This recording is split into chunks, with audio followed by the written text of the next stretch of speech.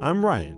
During my senior year of high school, a tragic accident happened and took my parents. Since then, my brother Nathan and I have lived together, supporting each other. Nathan, 5 years my senior, is a firefighter. He's earnest and kind, admired by everyone, and he was my pride. After I graduated and started working, Nathan began dating a woman named Angela. Ryan, her name is Angela. She's dating me now. Please be nice to her. Angela, introduced by Nathan, was a divorced single mother with a child. She was reserved, perhaps shy or cautious, and didn't talk much with me, but she had a gentle characteristic. Angela had a 3-year-old son, Lucas, who quickly became great friends with Nathan. Nathan, who always loved kids and was great at taking care of them, adored Lucas as if he were his own. They looked like a real father and son. Lucas was very friendly, often talking and being affectionate with me. Being doted on by a little kid is pretty nice, I thought, playing with him whenever he visited.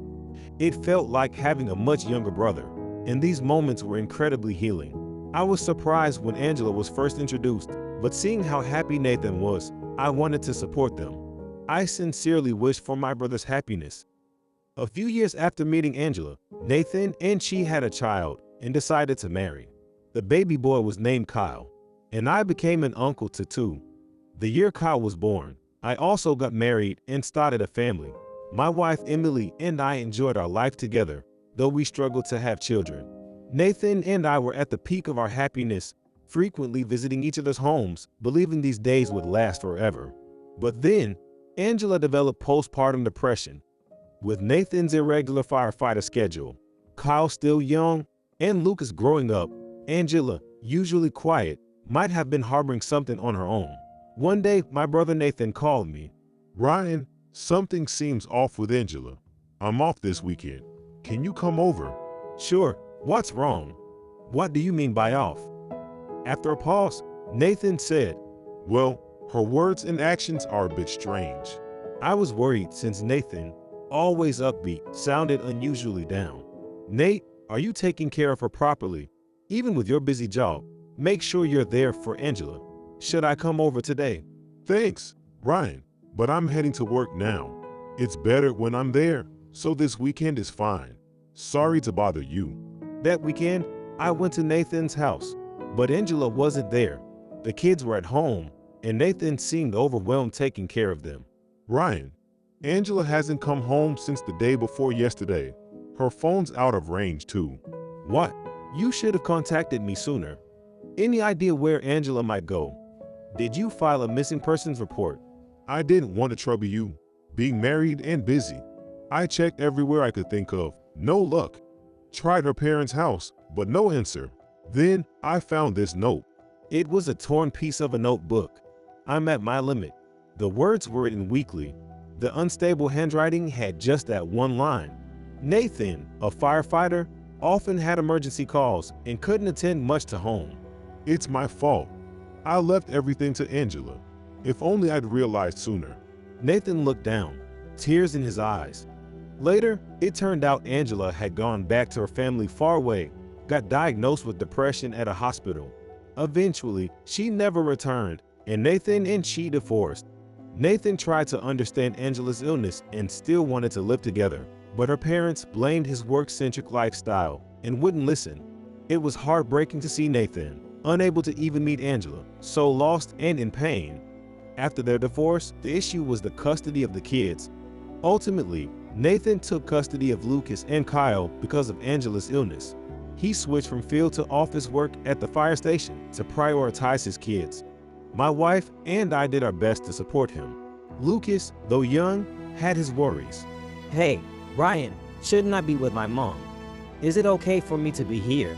Lucas, listen, you're an important part of our family. Don't ever forget that, okay? No more talk like that. It pained me to hear him say those words. I had to be there for him more, I realized. After that, Lucas stopped expressing such concerns and became his bright self again, much to our relief.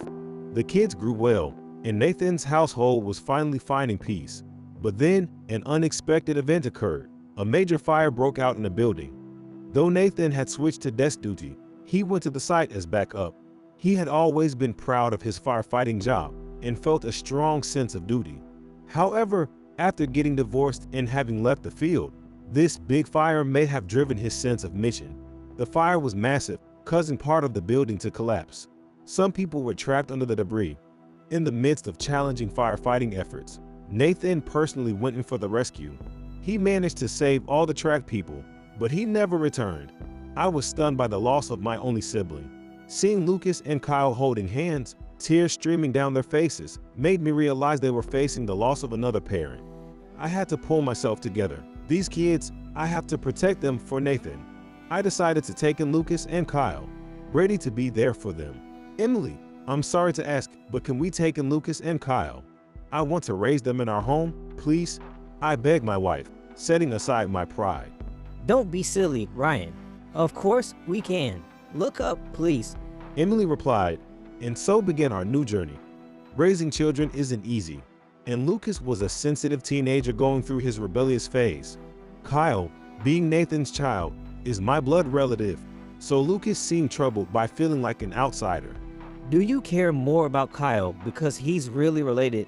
Lucas would sulk and say, "You're just as important to me," I reassured him, but he kept rebelling, no matter what I said. One day, Lucas and Kyle fought over Lucas's bag, which Kyle had peeked into. I believe Kyle didn't mean any harm, but Lucas was furious. What are you doing? Don't touch my stuff. In his anger, he accidentally hit Kyle with his bag. I instinctively scolded Lucas. Lucas apologized to Kyle. He's just a kid. Why should I? Kyle was wrong to go through my bag. After that, Lucas closed his heart to us. He started skipping school and staying out late. There were nights when he didn't come home and received calls from the police about driving his bike without a license, and violating his curfew became frequent. Lucas, enough. What are you trying to prove? I scolded, but nothing seemed to reach him. Maybe because I'm not his real parent, it's not working, I thought, especially when I had to pick him up from the police station. One night, in silence, Lucas said, "I'm not really related, am I? You don't care about me." I couldn't find the words to respond. Anything I said felt like it would be a lie. See, I knew it. Hey, wait. Lucas ran off, and I couldn't stop him. Since then, Lucas hasn't returned home. A few days passed without any word from Lucas, and the calls from the police stopped. I didn't know where he was or what he was doing. I regretted that day. You're also an important part of our family. Why didn't I say like I used to? No matter what happened or what was said, I should have chased after him, pulled him back, blood related or not. I couldn't forget Lucas's face when he was a young boy, innocently attached to me. I had let Nathan's son, whom he had fiercely protected, become lost. Nathan, I'm sorry. I let Lucas down, I fought, filled with guilt. The only thing left for me to do was to pour my love into Kyle and raise him well, as a way to make it up to Nathan. 5 years after Lucas left, Kyle became a freshman in high school, starting to resemble Nathan and Lucas. When I looked at Kyle, I thought, where could Lucas be, Nathan? Tell me. I had been worried about Lucas for 5 years, always feeling uneasy. One Sunday, on Nathan's death anniversary, the doorbell rang in the evening. Ryan, can you get that? I'm busy with dinner. Emily called out. I opened the door to find a young man in a suit, his face obscured by the backlight of the setting sun. It's been a while, Ryan. The familiar voice said. It was unmistakably Lucas. Lucas. The face I finally saw had matured over the past 5 years. The once messy, dyed hair was neatly styled, and he looked like a proper adult. But his smile was unmistakably Lucas. Lucas, have you been okay? I'm sorry. That day, I didn't respond properly, leaving you alone. Did you suffer? I should be the one apologizing. I was selfish. Lucas's eyes began to tear up, and I hugged him, crying. Ryan, I was twisted, jealous of Kyle, and rebelled against everything. I'm sorry for causing you so much pain. As Lucas said this, from inside the house, Big bro, you don't need to ring the bell in your own house. Kyle appeared, teasingly. I didn't know at the time, but Lucas and Kyle had been in contact since Lucas left. Worried about his only brother, Lucas would wait for Kyle's school to end and watch over him from a distance. After leaving, I started training as a chef and would watch Kyle leave school before going to work. I finally reached out to him, and we exchanged numbers. It's funny, despite being jealous of him. Lucas shared. Then, for the first time in a while, the four of us gathered around the dinner table. Emily kept wiping her eyes. Lucas told us about visiting his mother, Angela's, family home. I found out where she lived and went there, but she had remarried and was living happily, my grandmother told me. I couldn't bring myself to meet her. Hearing this, I thought how hard it must have been for him. I've been such a terrible person to make him go through all this. I felt a mix of shame and heartache, filled with remorse. Lucas then said, I didn't meet Mom, but strangely, I didn't feel hate or sadness. At that moment, I just wanted to come back to this house to see everyone, feeling lonely. He also told us about secretly keeping in touch with Kyle, promising to visit when things settled. Today is Nathan's death anniversary. I felt like Nathan would be disappointed if I kept being stubborn. I thought he might be sad too. Thank you, Lucas. Thank you for coming back. That day, Kyle playfully said, Hey, big bro, I kept my promise, right? I didn't tell anyone. So now you should also come back home and live with us, as we promised. Saying so, he looked into Lucas and my faces, laughing. Seeing their bond, I was reminded of my childhood with Nathan. It was a happy and tearful moment, and as I was overwhelmed, Uncle crying again. It's because big bro didn't come home, right? Kyle teased. Watching them, Emily remarked, Brothers really do resemble each other. It's like watching Ryan and his brother.